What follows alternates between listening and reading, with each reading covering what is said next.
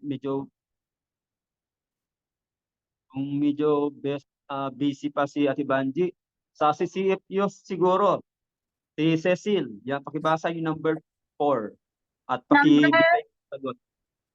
Number 4, what is the reason why we should love one another? According to 1 John chapter 4 verse 7, let us love one another for love is from God. Yan, okay. Very good. Thank you very much, Sister Cecil. So yun yung mismong nabanggit doon sa 1 John chapter 4 verse 7 na tayo po ay dapat na magmahalan dahil ang Diyos ay pag-ibig. So dahil ang Diyos ang siyang pinanampalatayaan natin, kaya naman dapat tayo po ay mag-ibigan sa isa't isa. Okay, and then number 5 and to 6 na rin siguro para medyo tayo, mabilis tayo. So kung medyo nahirapan ba si Ate Banji na makita yung natin yung ating lesson sa sa screen? Sige Ate Banji, kung na po kayo. Okay na po kayo. Basa niyo po ba? 5 and 6.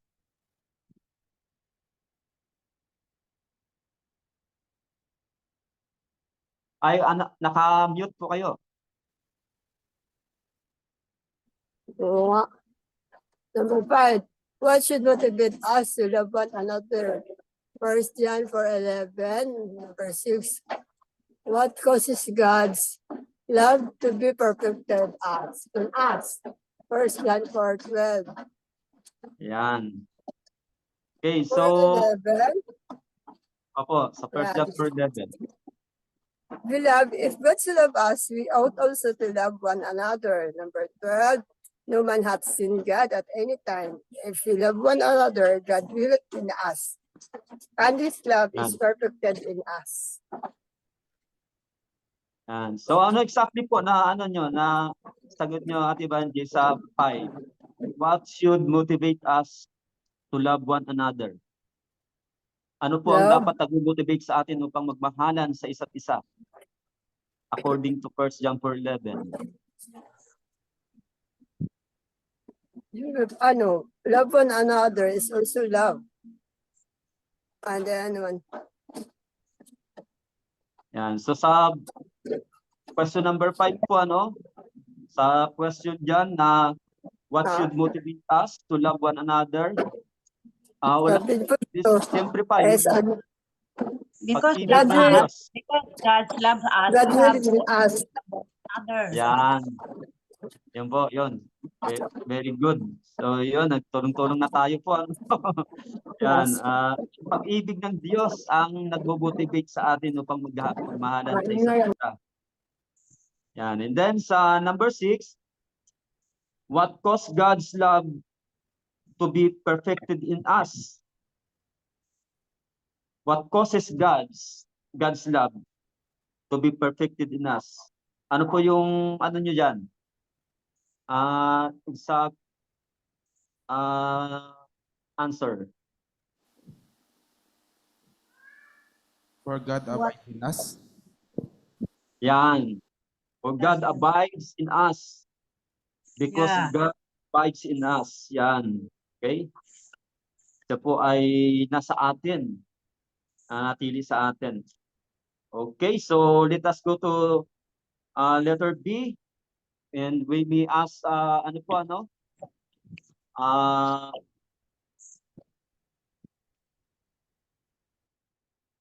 yan, pakibasa na po siguro ni Brother Rico yung letter B.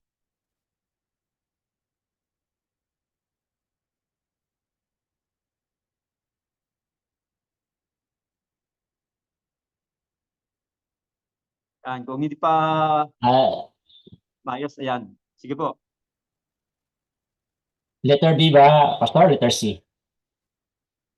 Letter B pa lang po tayo. Wala kasi akong kopya from letter C nung lumabas eh. Yeah. Love one Ay, another as a church. Oo nga, no?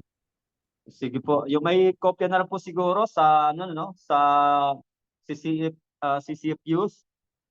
Sino pa bang nandyan, Sister Cecil, na pwedeng, bumasa ng letter B? Ako na lang po, Pastor, magbasa. Sige, pakibasa yung letter B. Letter B, comparison of love one another and love your neighbor. Number 1, discussion. What is the difference between love one another and love your neighbor? Number 2, Hmm. number 2 na po ba agad, Pastor, or yung love one Ano another muna pa? natin siguro? Let us discuss yung, yung question number 1.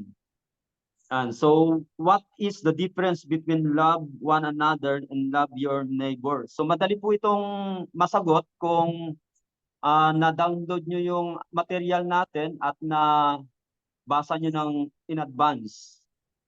Okay, so, yan po. What is the difference between love one another and love your neighbor? So, do you have idea kung ano po yung pagkakaiba o yung difference ng love one another and love your neighbor?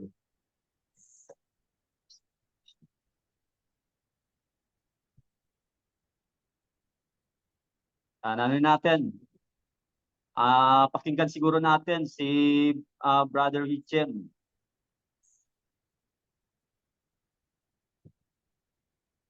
Sa love one another po, Pastor, yun po yung command sa church, sa mga believer. Ayan. And sa Ayan. love your neighbor, doon naman po sa mga malapit sa atin na mostly unbelievers po, Pastor. Tulad ng Ayan. family, earthly families, ng sa iba, mga friends po. Basta Okay, thank you.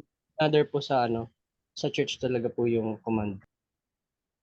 Yan, thank you very much, Brother Richem. So, yun po mismo, para po natin, maintindihan po natin kung kanino at anong panahon dapat ibigay, kanino ibigay at sa anong panahon dapat ibigay yung yung command na to. So, yung love one another, gaya po ng answer ni Brother Hitchem, ay yung para po sa mga Kristiyano, ang command ko na ito, yung pagmamahalan sa isa't isa. And then yung love your neighbor is only for for the Christians towards unbelievers, sa mga hindi po mga mananampalataya. Yes. Okay, and then discussion number 2, ang question po dito, is the command to love one another for Christians only or for unbelievers also? Yan. Sige, si Ellen. Anong answer mo, Ellen? Pastor, wala din po akong material. So based na lang doon sa nasagot kanina ni Brother Hitchem. So ano yung idea mo dyan sa na yan, sa question yan? Sabi dyan, Ano yung question? is the command to love one another for Christians only for Christians only or for unbelievers also? Ano po, for Christians only. Yan, for Christians only. Okay, tama po, Maraming salamat, Sister Ellen. So, sabi dyan ng sa number 3, see the comparison below, loving one another and loving our neighbor. So, yung nabanggit ni Brother Hitchem kanina, na gaya ng ano, kung may material kayo, makikita nyo sa illustration diyan na yung love one another is given to the believers. Yung magmahalan sa isa't isa. And then yung love your neighbor, yung believer o yung mga Christian ang binigyan ng command para gawin doon sa mga unbeliever. Ngayon, kagaya nga ng ating ng bahagi na ito po ay for the sake of discussion. So yung pagbibigay ng Panginoon ng commandment na love one another na para sa isa't isa. Ano po yung ano natin doon? Ano po yung understanding natin doon? When the Lord Jesus Christ commanded us to love one another. Yan, ano natin siguro?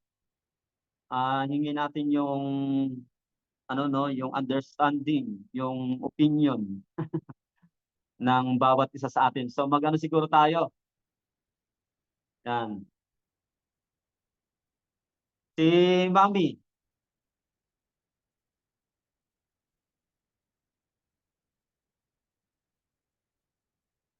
Mami, can you enlighten us tungkol po dito sa sa binigay na commandment ng Panginoon? Ano po yung understanding doon sa binigay ng Panginoon na commandment na love one another? Ang pakakaintindi ko po dito, Pastor, because God loves us, He give a new commandment that we must love one another. Kung pinairal natin yung love one another, they will know that we are the disciple of God. At kung minamahal talaga natin ang Panginoon, we ought to love one another. That is the new commandment. Now we have to love one another because God loves us. Yan. Okay, thank you very much po, Mami. So napakaganda po ng natin ng pagkaunawa natin at sa command na ito ng ating Panginoon bilang mga mananampalataya. So sa palagay po ba natin, ito po ba ay ito po ba ay para lang sa isang parte? O dapat ito po ay yung kumbaga two-way o yung dapat sa sa isa't isa, kasi minsan meron pong mga Kristiyano na na ang pinabayaan nila yung ibang Kristiyano na lang na gumawa nun para sa kanila. Di ba? So siguro si Brother Rico, can you give us your idea or your understanding, Brother Rico, about this command of the Lord Jesus Christ sa atin po na mga Kristiyano? Good morning. Sa akin, Pastor, no? Base sa pagkaintindi ko. Kasi meron sana akong i-share na ayun nga nangyari sa Good Samaritan, no? Na the Good Samaritan. Yan. Kahit hindi siya Kristiyano, no? Kahit hindi ka Kristiyano, meron ka pa rin puso na nagmamahal sa mga tao. So, one way or the other, kahit sino ka, kahit hindi Kristiyano or Christian, meron ka pa rin karakter na mapagmahal sa kahit sino. So, kahit Gentiles ka or unbeliever, pwede ring mamahalin mo yung Kristiyano and other people kasi dahil sa karakter mo. Ayun ang comment ko. Okay, thank you very much, Brother Rico. So yun, ano, yung pag-ibig talaga, kahit mga unbeliever na nararamdaman nila yan. So kaya, mas mabigat ang, ano po, ano, ang, kumbaga, duty ng mga mananampalataya na kagaya po natin. Kung yung mga unbelievers ay nakakapag-express ng ganong pagmamahal, how much more tayo na mga mananampalataya. Kaya ito po yung sina-challenge dito sa atin ng lesson natin, ano, na dapat lalo na sa atin kung napapabilib nga tayo sa mga unbeliever na nagagawa nila yon na i-express sa kanilang kapwa. Ah, ah, papaano mo pa kaya tayo? Dapat mas higit pa tayo. Okay, Yes, so Pastor. yan. Sinabi nga Okay, po, yes. sige po. Sinabi rin po kasi Pastor ng Panginoon sa kanyang salita na ibigin mo kahit yung hindi ka ibig-ibig. Because Yan. you have the love of God. Kahit na hindi siya kamahal-mahal, kailangan mo siyang mahalin para matuto rin siyang magmahal. Yun po yung sabi ng salita ng Panginoon. Yan. Okay, salamat po, Mami. Sa napakagandang ano din po na yan, ano, karagdagan na papaliwanag. Okay, so let us go to letter C. Hingan po natin siguro ano na naman siguro, ano? Makikita nyo naman siguro yung sa screen natin. So, balik tayo kay Sister Ellen. Pakibasa yung letter C. And then yung mga questions. Letter C, love one another as a church. Number 1, what is the purpose? Why Christ gave his disciples his glory according to John 17 verse 22. Unity means to, yung question lang po ba, Pastor? Sige. Ano natin. Pakibasa.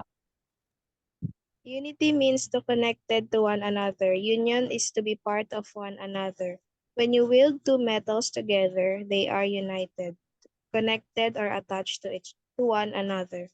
But when you melt them together, they are called and allow and become part of one another. Christianity is not just to agree with one another. It is to be part of one another's life. Number 2, as Yan. Christians, who are we in relation to Christ according to Romans 12 verse 4 to 5? As number 3, as Christians, who are we in relation to one another according to Romans 12 verse 4 to 5? Number 4, what should be our attitude as one body in Christ according to 1 Corinthians 12 verse 26? Yan. Tuloy, Sige, Pastor. basa mo na rin yung statement niya sa baba.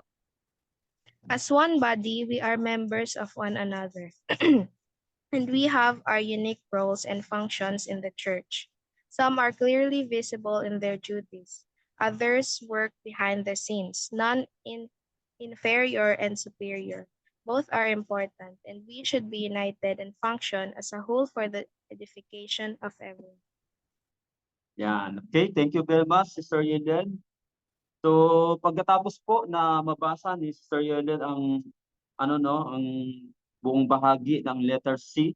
So, let us go back to our questions. Diyan po, yung 4 questions. So, siguro nakapagbasa na tayo ng mga binigay diyan ng mga verse. Yan, yung sa number 1, question number 1, John 17:22. And then sa number 2 ay Romans 12 verses 4 to 5. And then sa 3 ay yung sa ganun pa rin sa Romans 12, 4 to 5. And then ang 4 ay 1 Corinthians 12 to 26. Yan.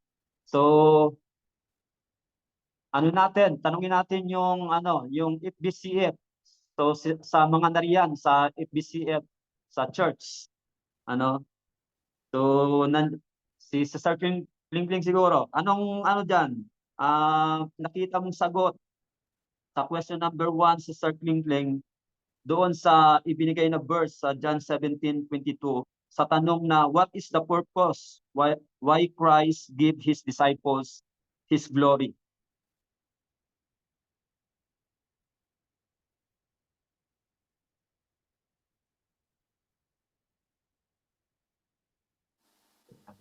Pastor, wala daw pong dalawa siyang Bible. Walang dalang Bible. Bakit? Yan. Sige po, ako na lang po. John chapter 17 verse 22.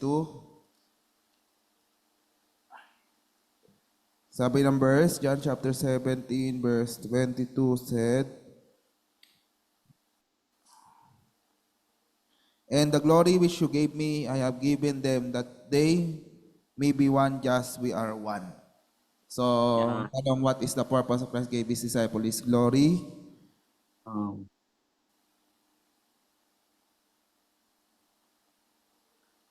What is the purpose of his glory?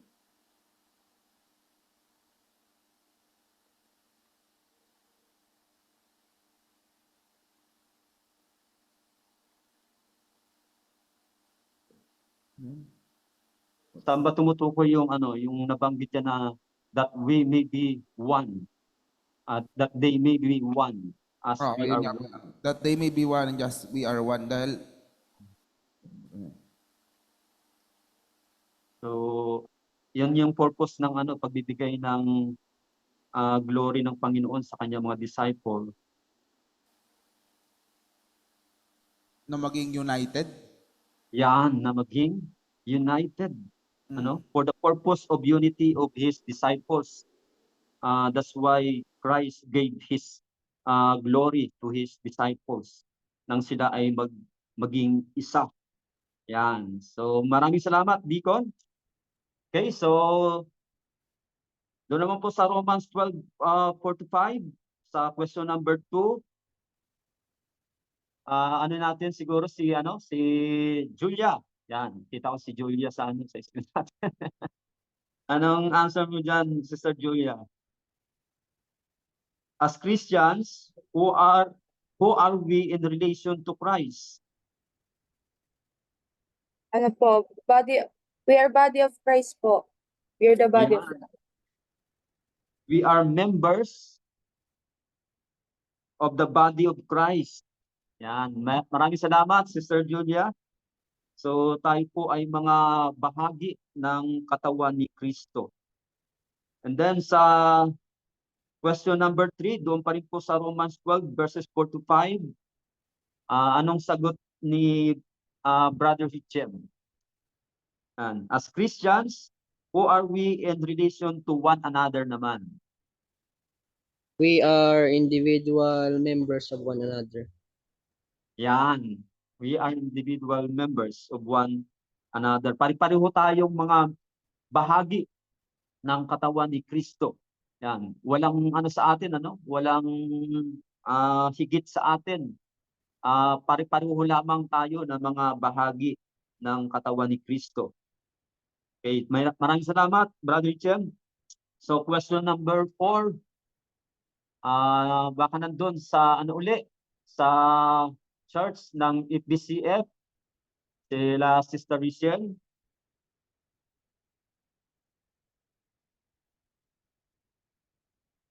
Ano po ang sagot diyan kung natin, na buklat natin, nabuksan natin yung ibinigay na verse kanina sa binasa ni Sister Ellen sa 1 Corinthians chapter 12 verse 26. So doon sa question na what should be our attitude as one body in Christ? Ano ang dapat nating attitude bilang isa sa katawan ni Kristo? Is cooperation, yun bang, at saka unity. Yung hindi yung masyadong nag-aano na, ano ba tawag dyan, yung hindi kanya-kanya, yun lang masabi ko bilang attitude natin as, tayo, as Christians na rin, as one. Yan. Thank you very much, Brother, Sister Kling. So tama po, we should be united in function as a whole for the edification of everyone.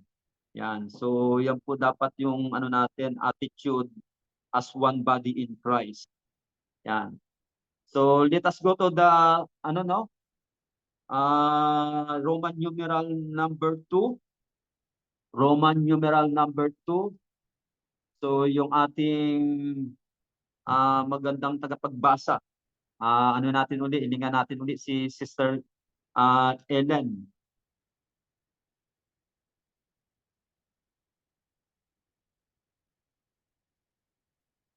Ano po, Pastor? Putol-putol. Pakibasa yung Roman numeral number 2 na part ng ating lesson. Pastor, wala po sa script. Wala siya? Hindi na siguro magkasya. Mahaba-haba kasi ito eh. Wala po, Pastor. Meron na? Ayun, sige. Kita ba? Apo, babasahin ko yung lahat, Pastor. Sige, ati kayo ni Cecil. Hanggang 15 ka. Sige po. Roman numeral number 2. One anothering in Christ. God wants His children to love one another. This love takes different forms. Thus, the Bible is filled with verses which express our love for one another. Number 1, we should love one another with brotherly affection according to Romans 12 verse 10a. Number 2, we should outdo one another in showing honor according to Romans 12 verse 10b. Number 3, we should live in harmony with one another according to Romans 12 verse 16. Number 4, we should owe no one anything except to love each other according to Romans 13 verse 8. And number 5, we should not pass judgment on one another according to Romans 14 verse 13. Number 6, we should welcome one another according to Romans 15 verse 7.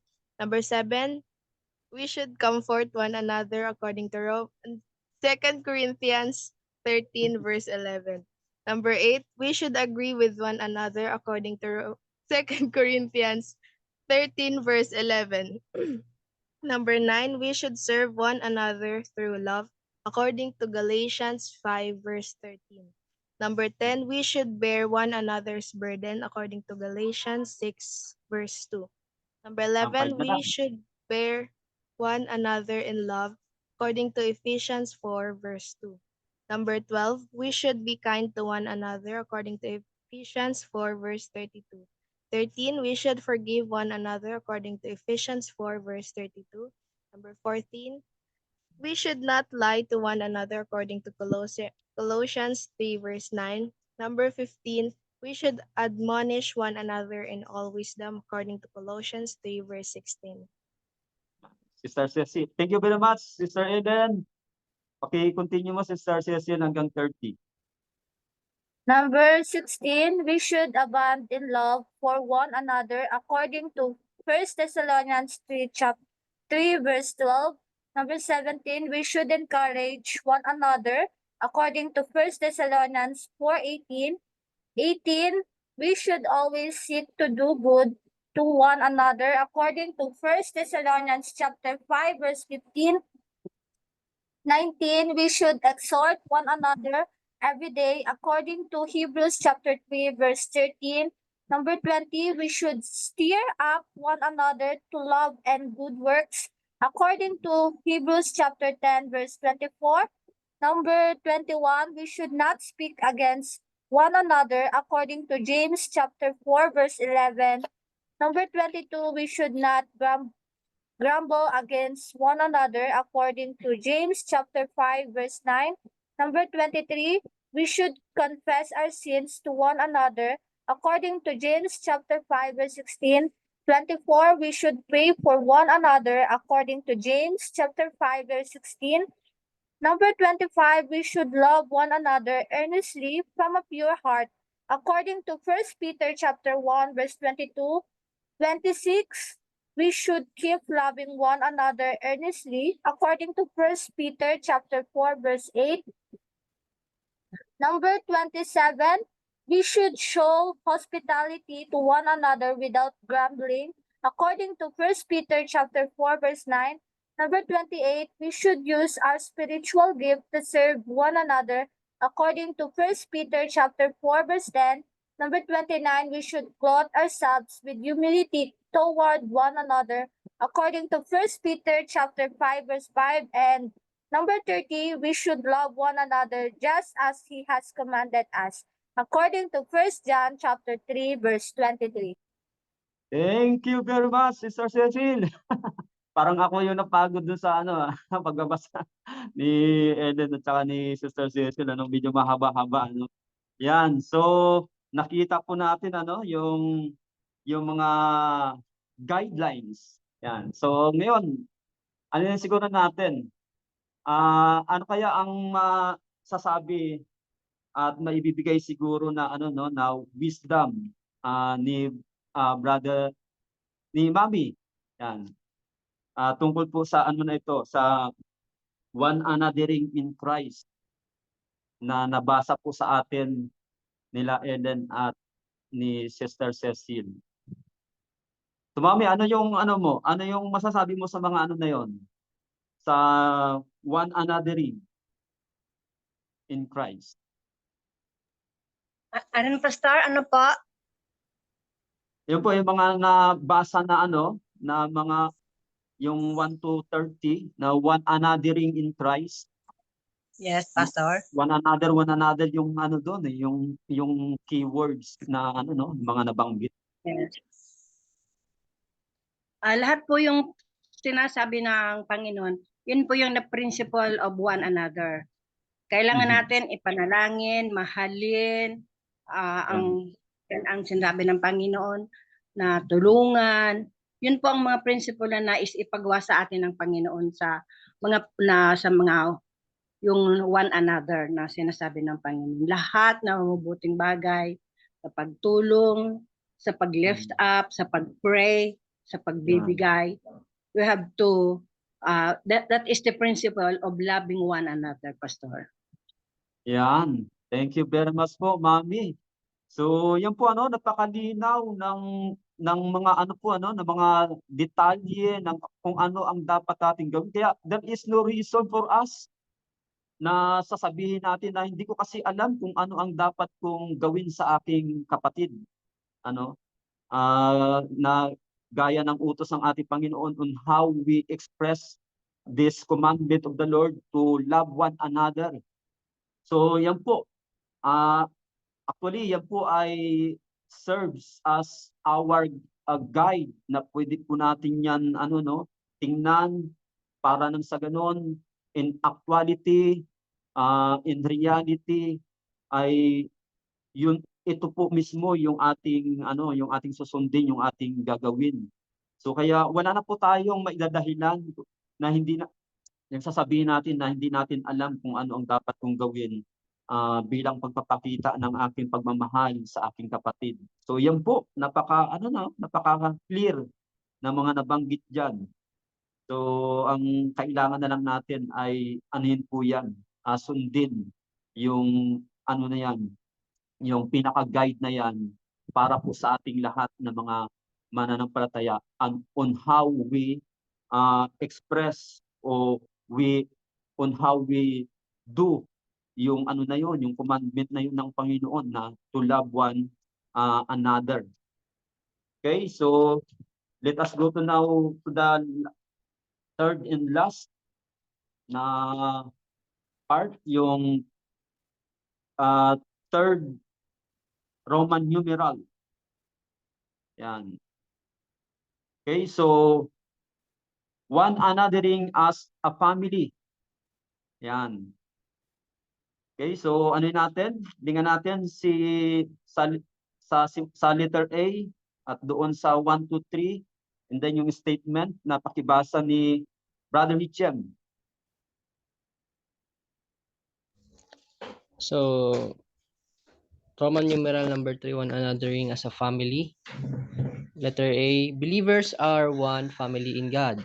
Number 1, from whom every family in heaven and on earth is named, according to Ephesians chapter 3, verse 14 to 15. Number 2, as Christians, who are we in relation to God the Father?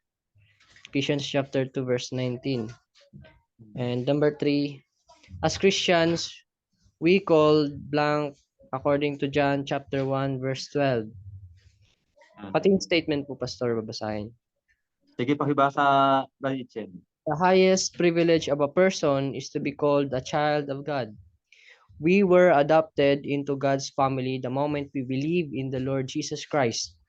But unlike adopted children who receive lesser love from their adopted parents, God loves us as His real children.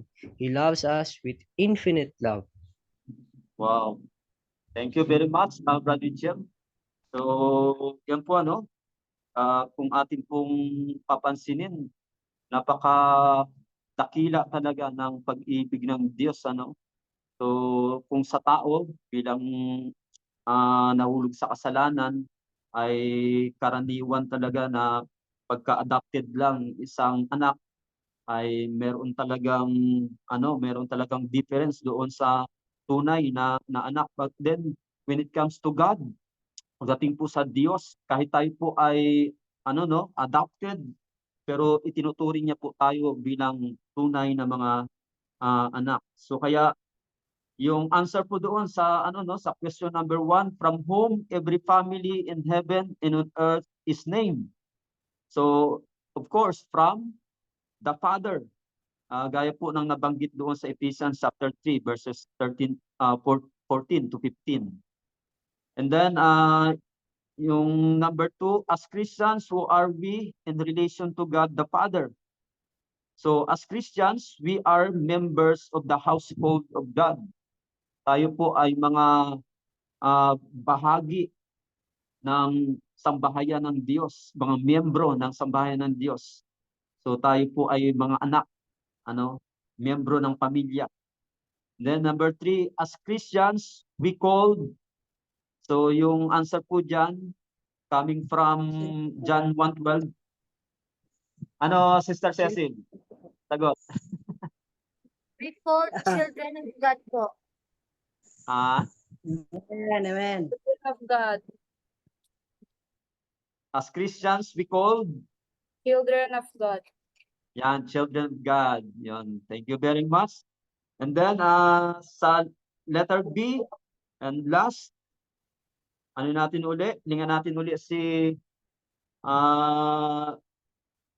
dyan ba sa, sa church, sa FBCF, yan. Nakikita nyo yung sa screen yung, letter B. Si Sister Kling siguro, lingan natin, pakibasa yung letter B hanggang sa question number 4. And then yung statement sa baba.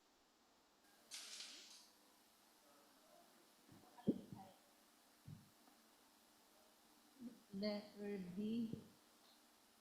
Letter B. Loving another as a family.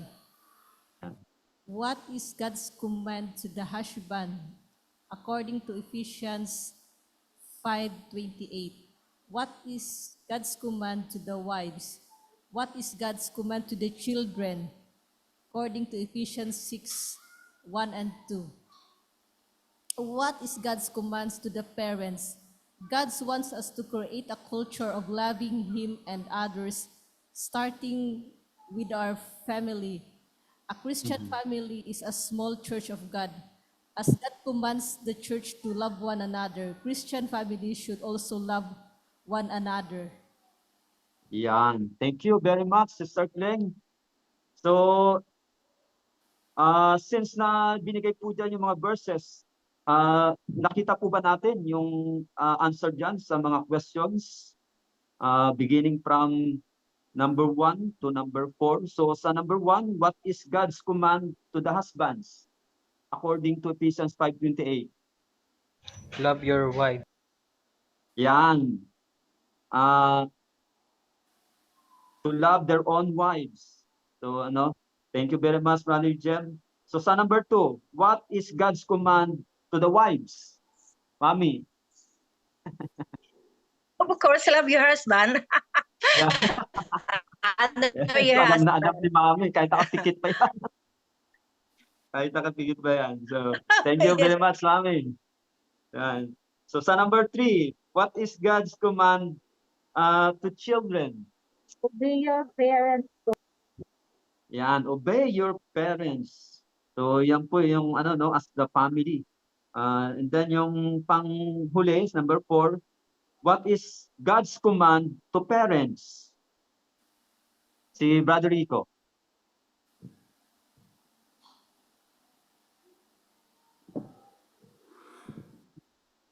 Father, do not bring your children to wrath, no? Yan, Teach your children. yan. Thank you very much po, Brother Rico. So yan po yung command sa mga parents, ano? So kaya as family of God, yan po yung nais ng Diyos para po sa pamilyang Kristiyano, that the husband love their wife, ano, the wives to submit to their husband, and then yung mga anak to obey their parents, and then yung parents yung to train up or to discipline and instruct the children. Okay, so sa response po, ano natin? Hilingan po sa siguro natin si ano no? Si Mami, pakibasa na po Mami yung response siguro.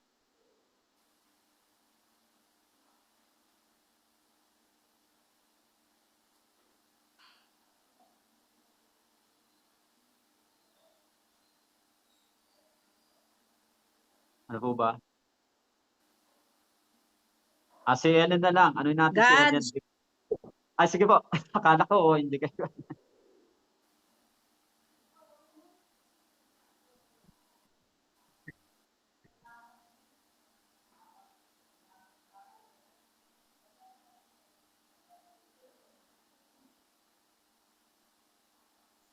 Ayan. Okay.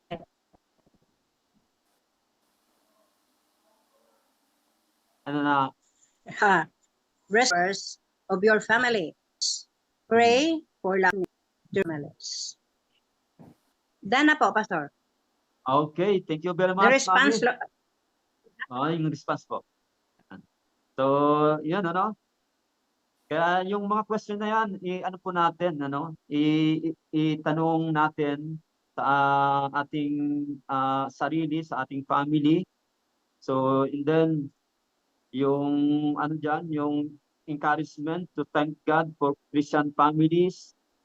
And then, yung ano sa atin, encouragement dyan na pray for love and harmony to reign in our families.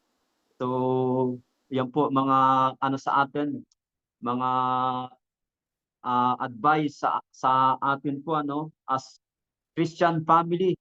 Ang nais po ng Diyos sa atin ay gaya po ng kanyang mga inihayag diyan po sa ating mga napag-aralan sa ating lesson this morning. So, Yes. maraming salamat po.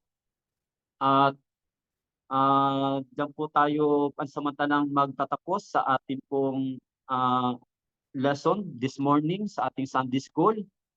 At siguro sa next ay ano natin, ihanda natin yung ating pong mga gustong itanong regarding dito po sa ating napag-aralan para before we start sa next Sunday sa ating Sunday School ay pwede po muna nating i-discuss yung mga question regarding sa ating napag-aralan ngayon.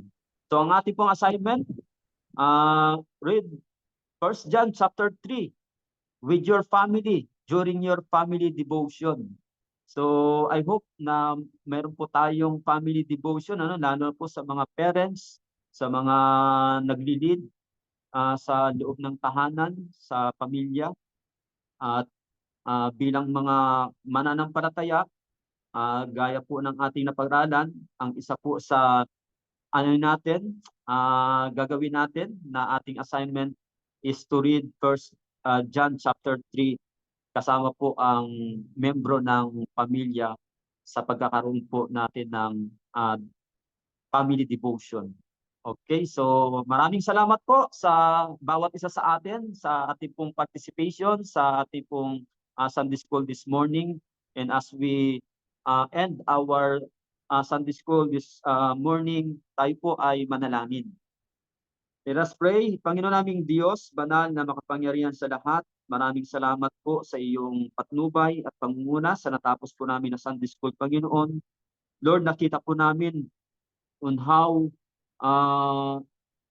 you are